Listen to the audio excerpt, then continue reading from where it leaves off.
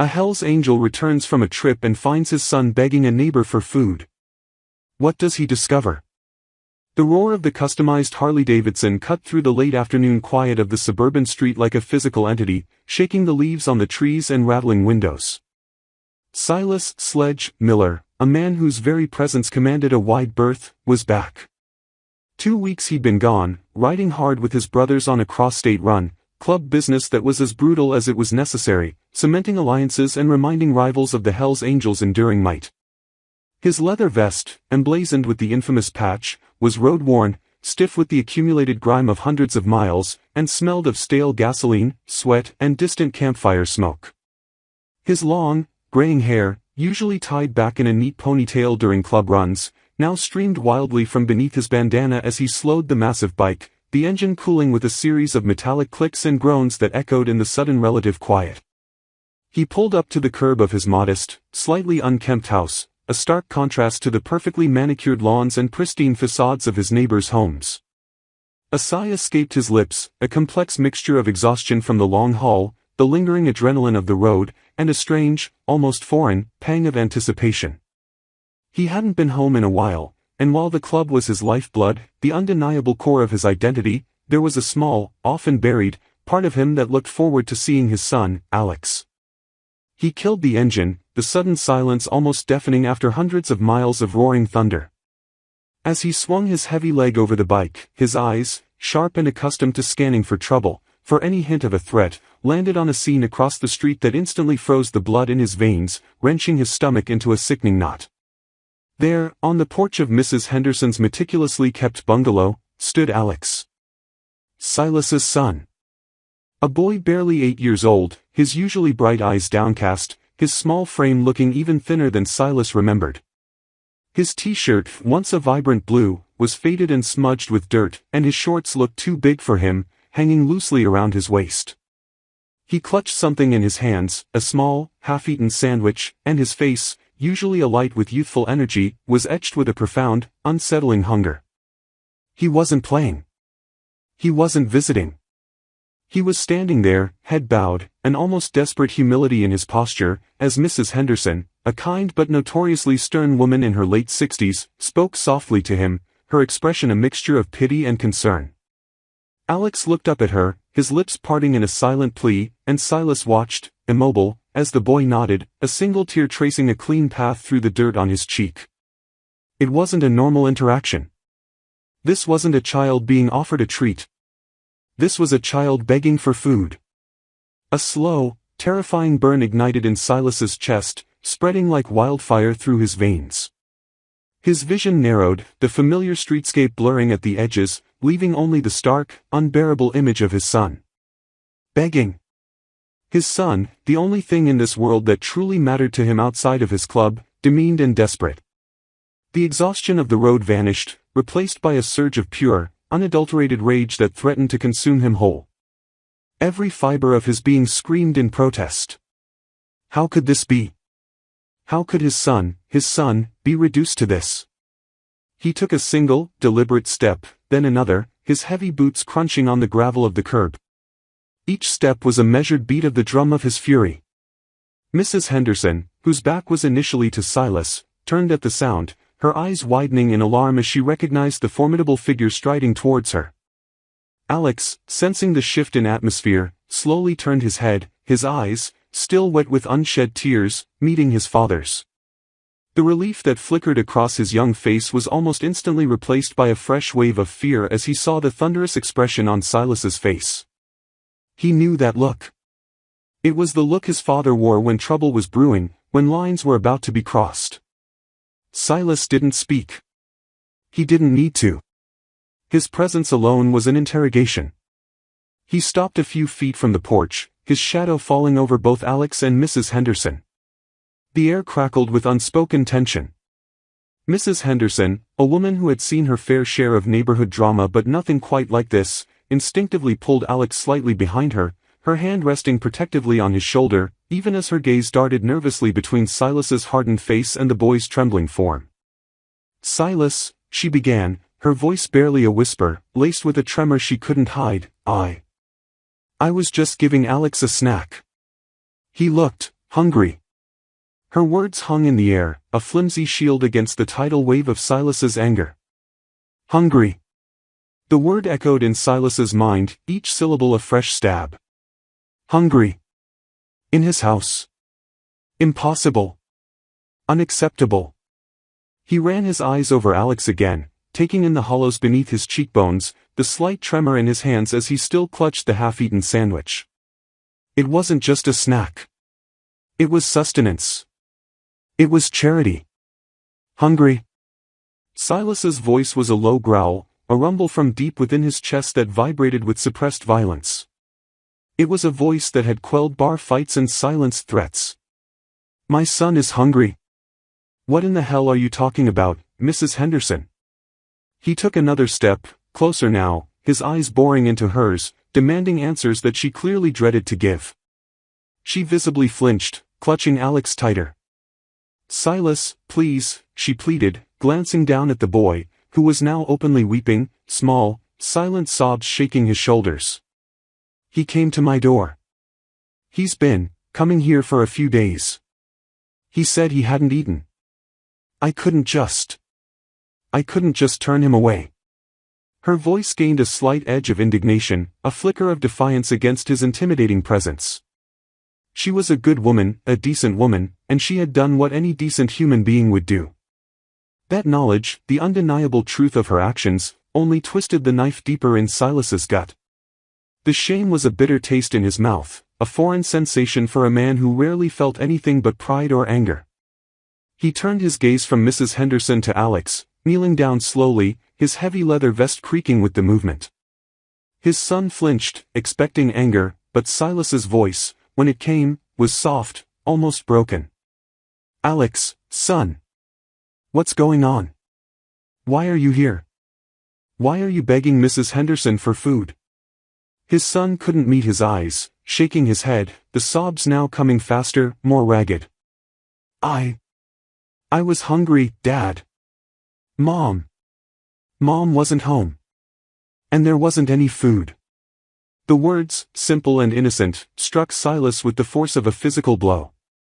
His wife. Sarah. Where was she? And no food? His house, his home, the sanctuary he provided, was supposed to be a place of safety and provision. This was an unthinkable betrayal, a failure on a scale he couldn't comprehend. Silas stood up, his movements stiff, his face now a mask of cold, hard fury. He nodded once at Mrs. Henderson, a grim acknowledgement of her kindness and an unspoken promise of reckoning. Without another word, he turned, his powerful strides carrying him back across the street, his eyes fixed on his own front door. He didn't look back at Alex, knowing that if he did, the fragile control he held over his rage might shatter completely. He reached his front porch, the paint peeling, a few dead leaves scattered across the welcome mat. He pushed open the door, the familiar squeak of the hinges sounding alien and unsettling in the tense silence. The air inside was stale, heavy, carrying the faint scent of something indefinable, something unpleasant. The living room, usually cluttered but lived in, was in disarray. Clothes were strewn over the sofa, empty fast food wrappers lay on the coffee table, and a half-empty bottle of cheap whiskey stood precariously on the floor next to a stack of unread mail. His boots echoed ominously on the hardwood floor as he walked through the house, each step an investigation. The kitchen, usually the heart of the home, was dark and silent. He flicked on the light, revealing a scene of utter neglect. The sink was piled high with dirty dishes, food scraps hardened onto plates. The counter was sticky with old spills. He pulled open the refrigerator door. It was almost entirely empty. A single, shriveled apple occupied one shelf. An open, half-empty carton of milk, clearly past its expiration date, sat next to a jar of pickles. There was no bread, no eggs, no meat, nothing that a growing boy needed. The freezer was just as barren, a few bags of freezer-burned vegetables and a forgotten ice tray. The sight was a punch to the gut, a confirmation of Alex's words, a brutal revelation that amplified his anger into a roaring inferno. He moved to the bedroom, his and Sarah's. The bed was unmade, clothes scattered everywhere. A half-smoked cigarette lay in an ashtray on the nightstand, next to a crumpled tissue and a few empty pill bottles, their labels turned away from him. He picked one up, his fingers trembling slightly. The name on the label was Sarah's, the medication for anxiety, but the prescription date was weeks old, and the bottle was empty. He dropped it back onto the nightstand, his gaze sweeping across the room, taking in every detail of the chaos, every sign of abandonment. A deep, guttural growl escaped his throat. This wasn't just a messy house. This was a house that had been left to rot, and with it, his son. The realization hit him with the force of a battering ram. This wasn't just about a hungry child. This was about something far, far darker than he could have ever imagined. His wife, the mother of his son, was gone, and she had left behind a wasteland. What he found next, tucked beneath a pile of laundry on the dresser, was a crumpled, official-looking letter, addressed to both him and Sarah, with a stark, red final notice stamped across the envelope. His hands shook as he tore it open, his eyes scanning the damning words, each one a nail in the coffin of his ignorance, revealing a truth more devastating than any enemy ambush or rival club confrontation.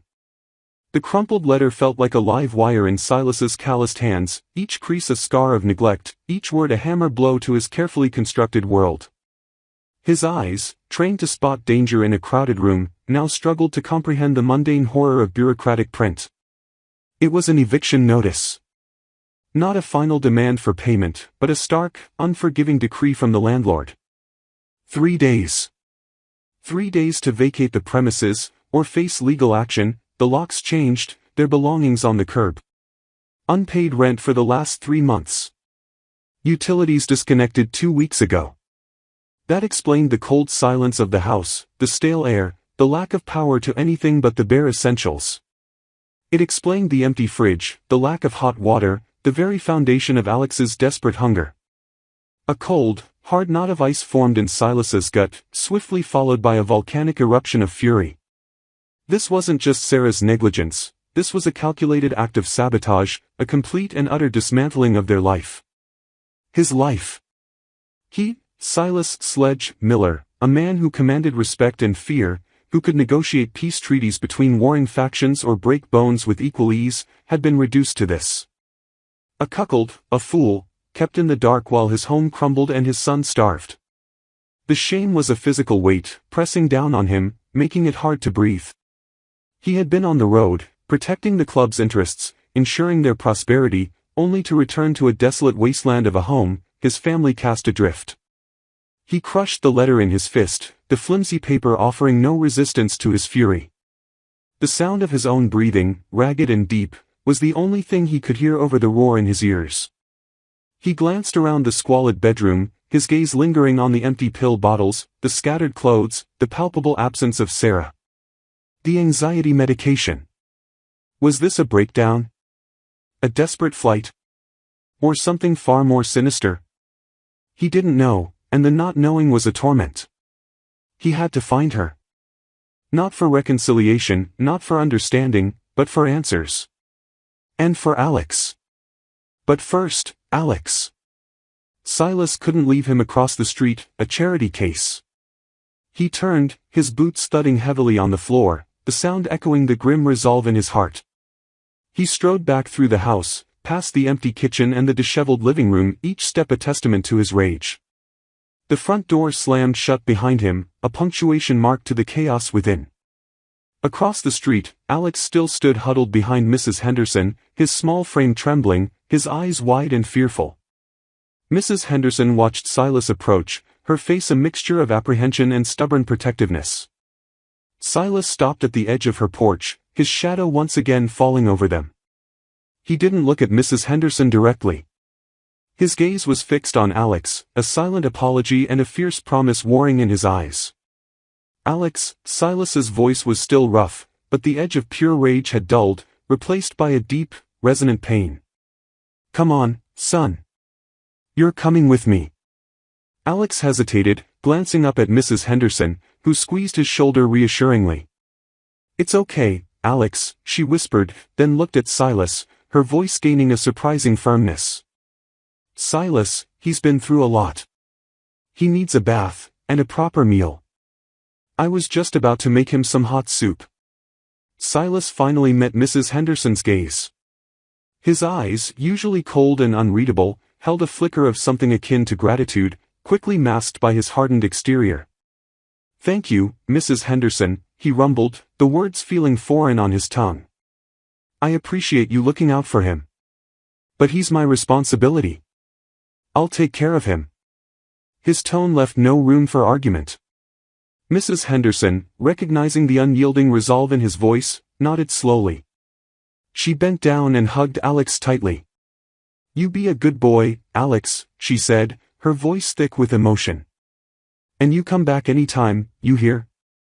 Alex, still clutching the half-eaten sandwich, finally detached himself from Mrs. Henderson and slowly walked toward Silas. He didn't run, didn't embrace his father. The fear was still too fresh, the betrayal too raw. He stopped a few feet away, his head bowed. Silas knelt down again, his leather vest creaking. He placed a heavy hand on Alex's shoulder, a gesture that was both comforting and possessive.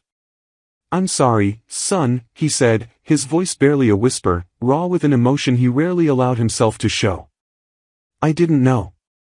I should have known." He pulled Alex into a tight embrace, a bone-crushing hug that was meant to convey all the unspoken promises of protection and provision. Alex, after a moment's hesitation, finally buried his face in his father's chest, his small, silent sobs shaking Silas's formidable frame. The half-eaten sandwich fell forgotten to the ground. Standing up, Silas scooped Alex into his arms, the boy's light weight a stark reminder of his neglect. He turned to Mrs. Henderson, a grim nod acknowledging her kindness, and then, without another word, carried his son back across the street. He bypassed his own house, its peeling paint and scattered leaves now a symbol of Sarah's betrayal, and instead headed directly for his Harley. He couldn't take Alex back into that house, not yet. Not with the stench of abandonment and decay, not with the cold silence and the empty cupboards. He needed to think, to plan. And Alex needed safety, warmth, and food. He settled Alex carefully onto the passenger seat of the massive bike, positioning him between his own body and the sissy bar, ensuring he was secure. Alex, still sniffling, looked up at him, a flicker of curiosity momentarily replacing the fear in his eyes as he took in the intricate chrome and powerful engine. Silas swung his leg over, the weight of the bike familiar, grounding. He fired the engine, the roar of visceral comfort, a statement of power and control in a world that had suddenly spiraled into chaos. He wasn't sure where they were going, but he knew one thing: Alex would be safe. And then, he would deal with Sarah. His first stop was a diner on the outskirts of town, a greasy spoon frequented by truckers and late-night revelers, a place where no one asked too many questions. He ordered Alex a stack of pancakes, bacon, and eggs, watching as the boy devoured it with an intensity that tore at Silas's heart.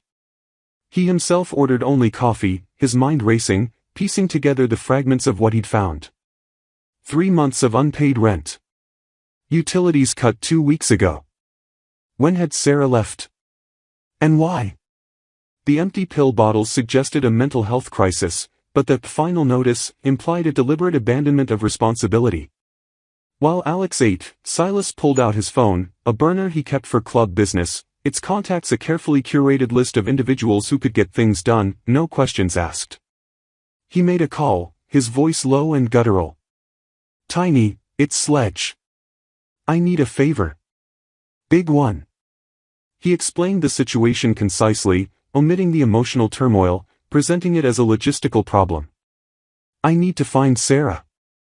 And I need to know everything.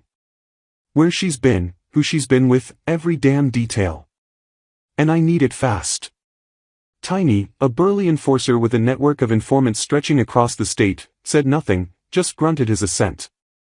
"Consider it done, Sledge. Anything for you, brother." Silas ended the call, a grim satisfaction settling in his chest. The club might be his lifeblood, but it was also his weapon. He had resources, connections, a formidable network of individuals loyal to him. Sarah might have thought she could disappear, but she had underestimated the reach of a Hell's Angel, especially one whose son had been left to starve. Next, he called another number, a longtime associate who ran a discreet security firm, a front for various club activities.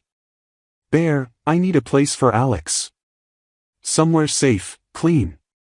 Away from here. For a few days, maybe longer. And I need someone. Competent. Trustworthy. To look after him. No questions, just protection. Bear, a man of few words, understood immediately. Got just the place, Sledge. My sister. She runs a B&B upstate. Quiet. Good with kids. She owes me a few favors. I'll make the arrangements. She'll pick him up tonight. Silas nodded, a weight lifting from his shoulders. Alex would be safe. That was paramount. He looked at his son, who had finished his meal and was now sipping orange juice, a faint blush returning to his cheeks. The ghost of a smile, a rare sight from Silas, touched his lips. You done, kiddo? Alex nodded, looking up at his father, a hint of trust slowly returning to his eyes. Can we go home now, Dad? Silas's jaw tightened. Not our old home, son. Not for a while. We're going on a little adventure. You're going to stay with a friend of mine, upstate. It's a nice place. Lots of open space.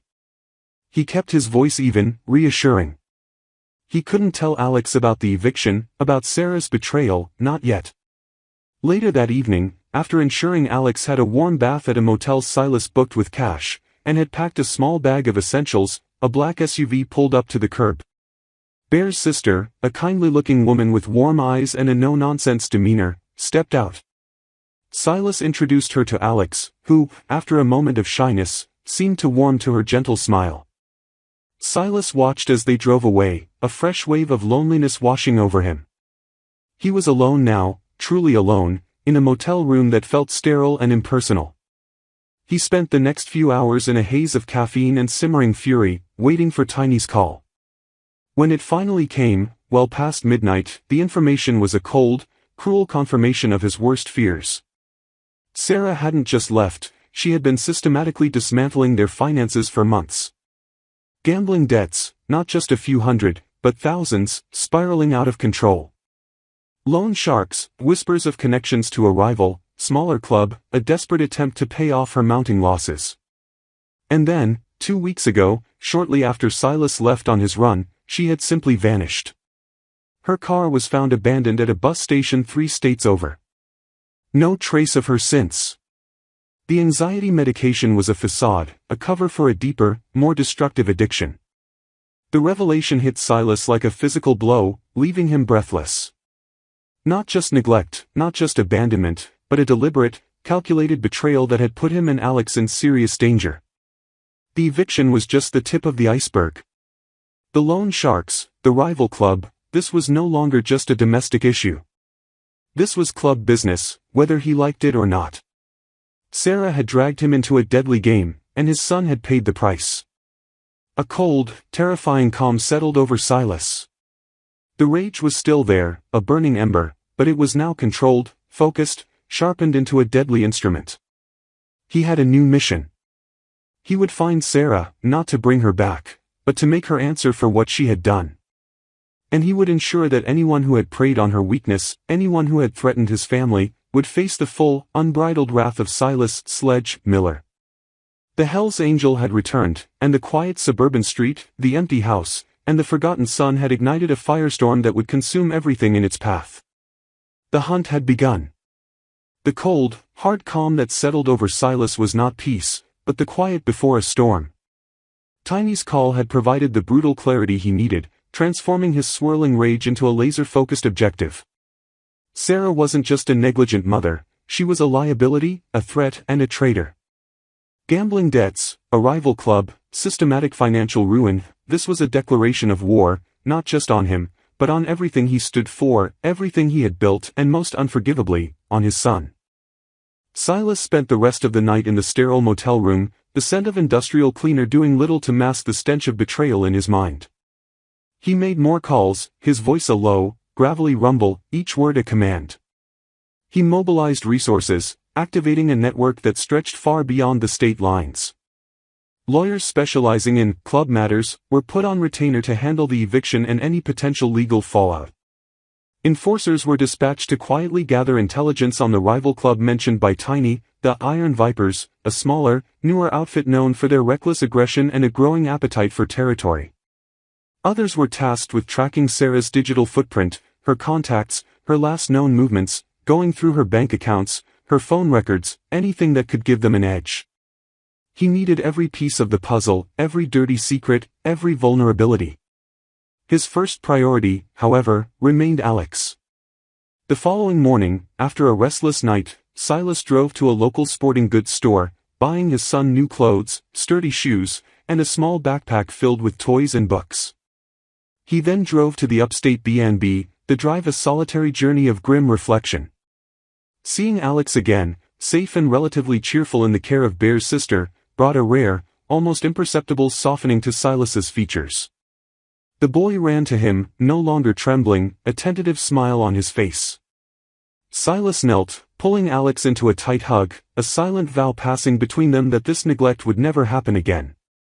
He spent the day with Alex, playing board games, reading stories, and simply being present, a stark contrast to his usual distant parenting. He watched Alex laugh, a sound that pierced through the layers of his hardened exterior, reminding him of what he was fighting for. He left that evening, a heavy heart but a clearer purpose. Alex was in good hands. Now, it was time to unleash the sledge. The hunt for Sarah and her entanglements was swift and brutal, a testament to the Hells Angels' efficiency. Within days, Tiny's network had pinpointed the Iron Vipers clubhouse, a dilapidated warehouse on the industrial outskirts of a neighboring city. They also identified the loan shark Sarah had been dealing with, a particularly nasty piece of work named Knuckles Malone, known for his violent collection methods and his informal alliance with the Vipers.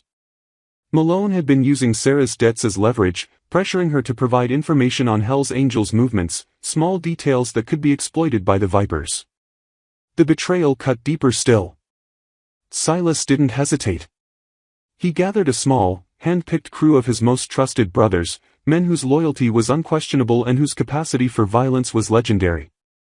They moved under the cloak of night, silent and deadly, a force of nature unleashed. The raid on the Iron Vipers clubhouse was a whirlwind of controlled chaos. There were no negotiations, no warnings. The Hells Angels burst in, a thunderous roar replacing the quiet hum of their bikes. The Vipers, caught off guard, were overwhelmed. It wasn't a fight, it was a lesson. Silas, a man of imposing stature and terrifying resolve, moved through the skirmish like an avenging angel, his eyes cold and unyielding. He personally ensured that Knuckles Malone understood the gravity of his transgression, leaving him with a clear, unforgettable message etched into his very being. The Hells Angels did not tolerate disrespect, and they certainly did not tolerate threats to their families. The Vipers' operations were crippled, their leadership humiliated, their alliance with Malone shattered. The message was clear: stay in your lane, or face annihilation. With the immediate threat neutralized, the focus shifted back to Sarah. Her trail, however, remained elusive. Tiny's men had tracked her car to the bus station, confirming her departure, but her subsequent movements were a blank. It was another week of relentless searching, following every lead, every whisper, every discarded piece of information. Finally, a breakthrough came from an unexpected source: the discarded pill bottles. One of Silas's brothers, a former paramedic, recognized the specific anxiety medication and, more importantly, the pharmacy chain. Cross-referencing Sarah's known movements with pharmacy records, they found a match. She had refilled her prescription, using cash, in a small, out-of-the-way town over 1,000 miles away, a place where people went to disappear. Silas rode alone to find her. The journey was long, a solitary reflection on the wreckage of his marriage, the betrayal that had scarred his son. He found her in a rundown motel, a place of last resort, her once vibrant spirit diminished, replaced by a hollow-eyed weariness. She was pale, gaunt, her clothes disheveled, the faint smell of stale cigarettes clinging to her. Her addiction, fueled by the stress of her gambling debts and the guilt of her actions, had consumed her. She looked up at him, her eyes widening in a mixture of terror and resignation, as if she had been expecting him all along. Silas didn't shout. He didn't rage. His voice, when he finally spoke, was a low, devastating rumble, devoid of emotion. Sarah! What have you done? She began to weep, a pathetic, broken sound. She confessed everything, the gambling, the spiraling debt, the desperation, the pressure from Malone, the fear that had driven her to abandon everything. She claimed she loved Alex, that she had meant to come back, that she just needed to get her head straight. Silas listened, his face a mask of stone. He felt no pity, only a profound sense of loss for the woman she once was, and a burning anger for the mother she had failed to be. The resolution for Sarah was swift and uncompromising. Silas gave her two choices: enter a rehabilitation facility, one chosen by the club, and commit to a rigorous program, or face the full legal consequences of her actions, child abandonment, financial fraud, and potentially, her involvement with the Iron Vipers. He made it clear that either way, her life with him and Alex was over. There would be no reconciliation, no second chances at their marriage. Alex deserved stability, a future, and she could not provide it. She chose rehab, a glimmer of fear and perhaps a faint spark of self-preservation in her eyes. Silas arranged for her immediate transport, ensuring she would be under constant, discreet club supervision during her recovery. He informed her that once she was clean, she would have limited, supervised contact with Alex, but only if she proved herself worthy. The house, the money, the life they had built, it was all gone, a casualty of her choices. Back home, the club lawyers had successfully navigated the eviction notice.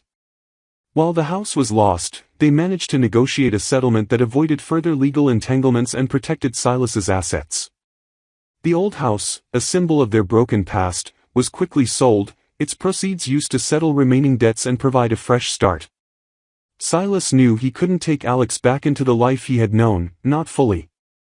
The club was his brotherhood, his identity, but Alex was his blood, his future. He bought a new house, a small, comfortable home in a quiet, different neighborhood, far from the prying eyes of Mrs. Henderson and the ghosts of their past.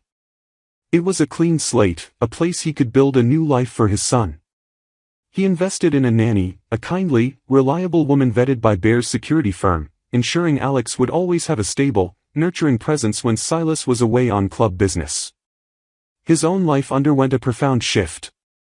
While he remained a formidable presence within the Hells Angels, his priorities had irrevocably changed. He delegated more, minimized his involvement in the most brutal aspects of club operations, and focused his energy on the strategic and financial stability of the chapter, ensuring a future for his brothers, but more importantly, a secure legacy for Alex. He spent more time at home, teaching Alex to ride a bicycle, helping with homework, and simply listening to his son's stories.